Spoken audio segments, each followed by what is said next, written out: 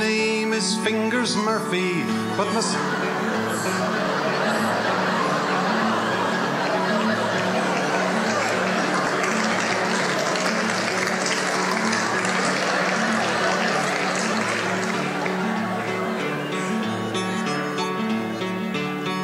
story's seldom told. I massacre folk music with a yard of German plywood and a plectrum. I do requests, just the ones that have two chords in, and I disregard the rest.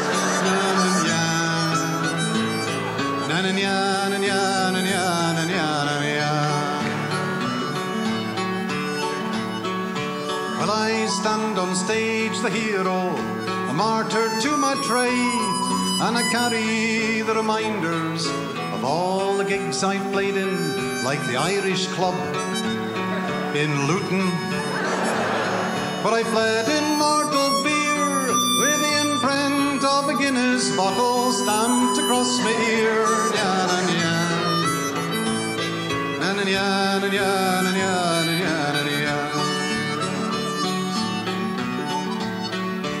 Seeking 20 with expenses, I went looking for a gig, got no offers. Just to come on from a groupie up in Neasden. You've been there, have you?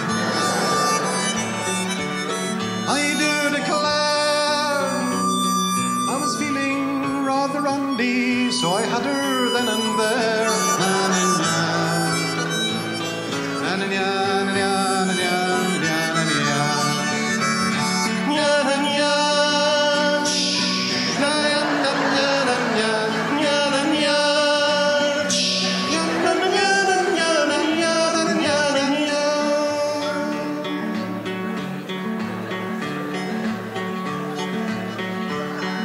Sung the folk tradition with my finger in my ear, 'cause half the stuff I'm singing I just can't bear to hear. It's a load of cobblers, bar after bar, to the rhythm of an out-of-tune Japanese guitar.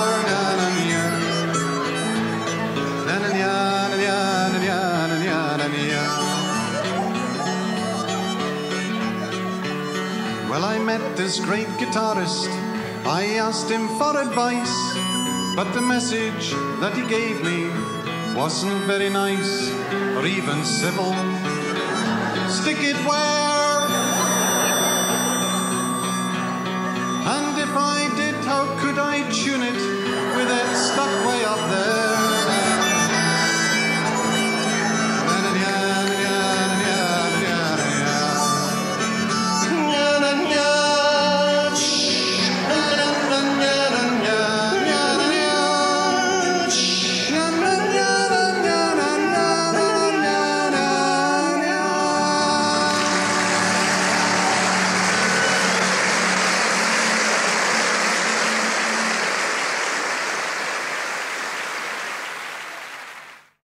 Good evening, welcome to the show. You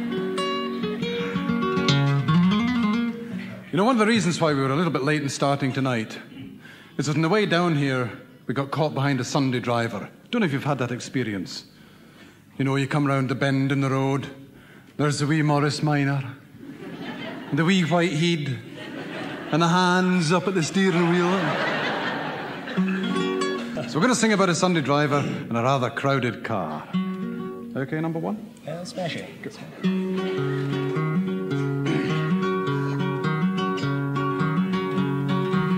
Well, I've been a Sunday driver new for many's a happy year, and I've never had my Morris Minor out to second gear. I can drive at 15 miles an hour on motorway or track, with me wife up front beside me and her mother in the back. There was me and my daddy and my daddy's mommy and her sister's granny and four of her chums and Auntie Jean. In a crowd of 50 trippers you can always pick me out, but don't blame me, I voted Tory, sticker on the boot. with my bunch of heather sticking in my radiator grill, and my stick-on transfer bullet holes and license for to kill. There was me and my daddy and my daddy's mommy and her sister's granny and 4 of her chums and Auntie Peg. I've 100 plastic pennants for to tell you where I've been, and my steering wheel is clad in simulated leopard skin. Up front for the driving mirror hangs a plastic skeleton, and in the back a dog with eyes that flicker off and on. There's me and my daddy and my daddy's mommy and her sister's granny and 4 of her chums and Auntie May.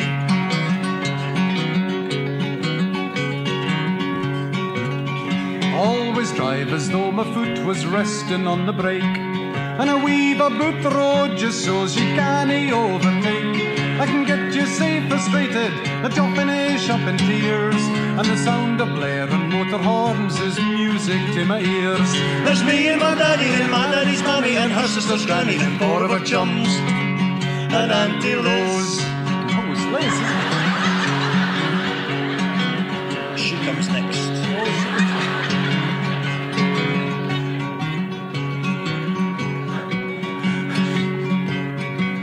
Now if you wonder how these weekly trips I can afford, it's because I'm on a stipend from the Scottish Tourist Board.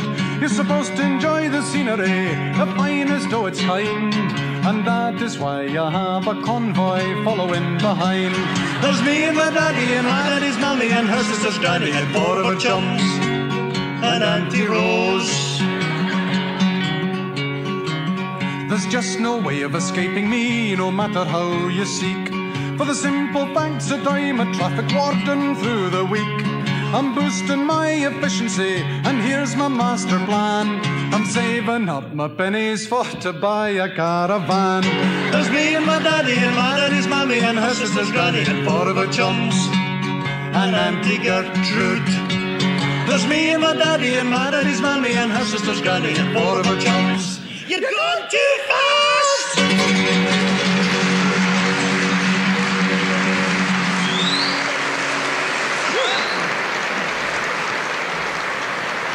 Hey,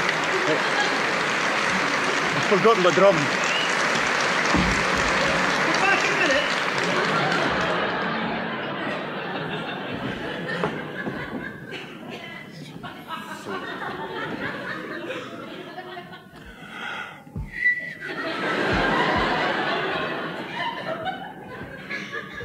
Actually, he hasn't been feeling himself all week.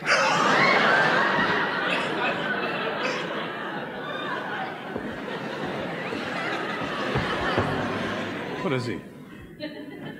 I'll get him back. Watch this. I will go, when the fighting is over, to the land of my cloud. Well, where were you? That's my bloody song. I'm going to sing a song now about the English tourist coming up to Scotland for a holiday. Are there any English in the crowd tonight? Don't be so shy, then. Come on, shout it out.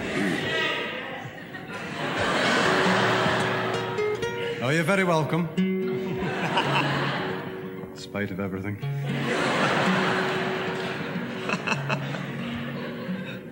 So you think you're going to the north to spend a holiday, 'cause you're vaguely Scottish on your mother's side. And you've heard of ancient glories, both renowned in song and story, kilts and haggis, Andy Stewart and Raclay.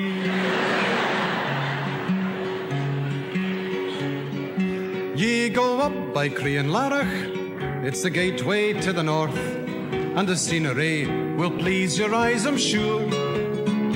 Ye take out your picnic basket, 'cause the car has blown a gasket in the middle of a place called Rannochmoor.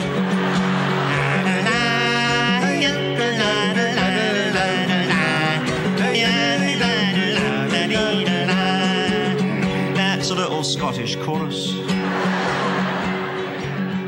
So you telephone the garage listed in the tourist guide that was published for you by the RAC. But by design or by intention, or they just forgot to mention that the garage closes down by 3:30. So you're towed behind this tractor to a corrugated shed that's surrounded by farm implements and carts. And you scratch your head and wonder why you ever bought a Honda, 'cause I'll have to send to Tokyo for the parts.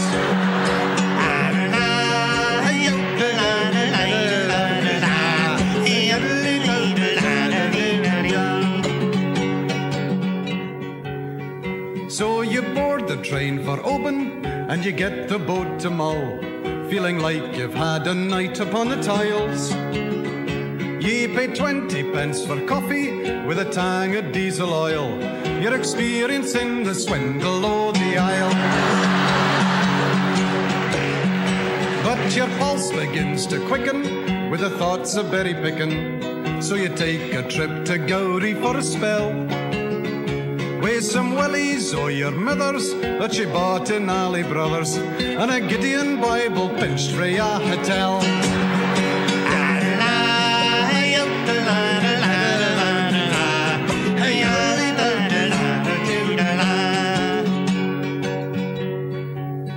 So you're standing picking rasps, being stung to death by wasps. The midges and the clegs are making free, and the bairns have ate the berries and contracted dysentery, 'cause last week they sprayed the crop with DDT. So you're heading back to Birmingham, more waterlogged and tanned, but no signs of habitation can you see. When you thought you were in Berwick, you were actually in Lerwick, 'cause some vandal changed the signpost in Dundee.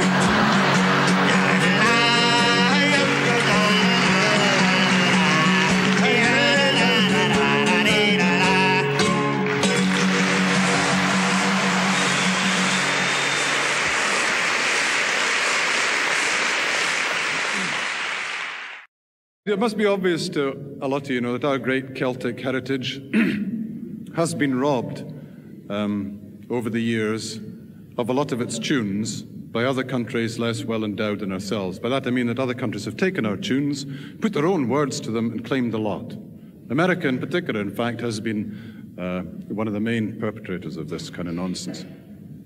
So tonight we'd like to kind of redress the balance and bring back to this country one of the old tunes that went overseas, and we'd like to sing the traditional Scottish words to the old tune.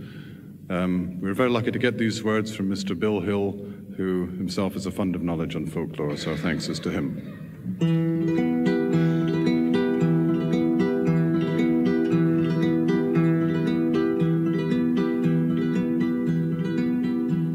A man came riding out the west one wild and stormy day. He was quiet, lean and hungry, his eyes were smoky grey.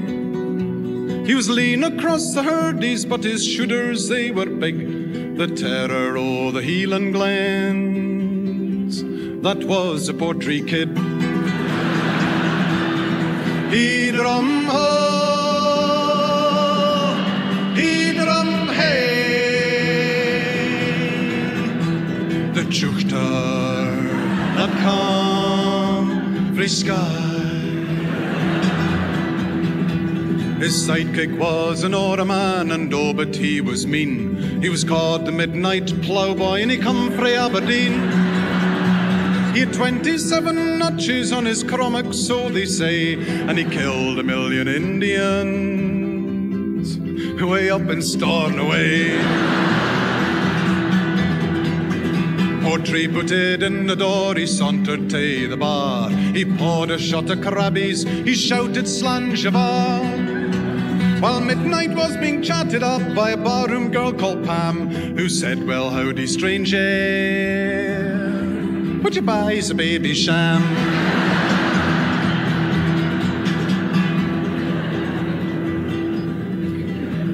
Now over in the corner sat three men frae Achtertool. They were playing games for money in a snakes and ladders school. The fourth man was a southerner who'd come up from McMurray. He'd been a river gambler on the Ballahoolish ferry. He'd rum ho, he'd rum hey. The Chuktar had come frae Skye. Portree walked to the table and he shouted, "Shake me in." He shuggled on the egg cup, he gave the dice a spin. He threw 7 sixes in a row and the game was nearly done. But then he landed on a snake and finished on square one. The game was nearly over and Portree was daying fine. He'd landed on a ladder, he was up to 49. He only had but one to go and the other man was beat. But the gambler cowed the board on and shouted, "You're a cheat."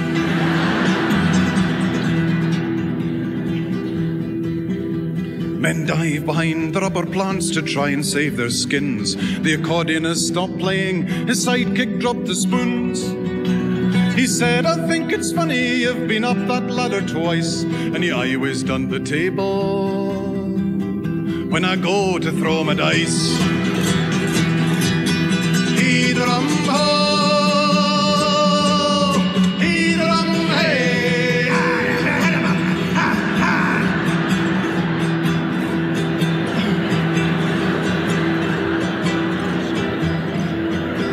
The Chuktar that come frae Skye.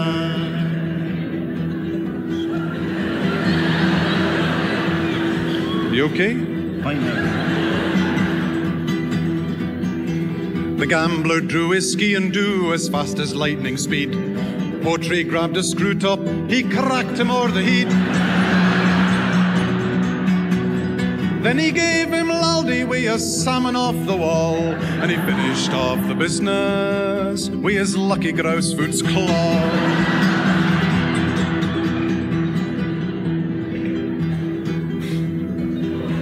Portree walked up to the bar, he says, "I'll hae a half, and you like the way I stuck it on that wee McMurray naff."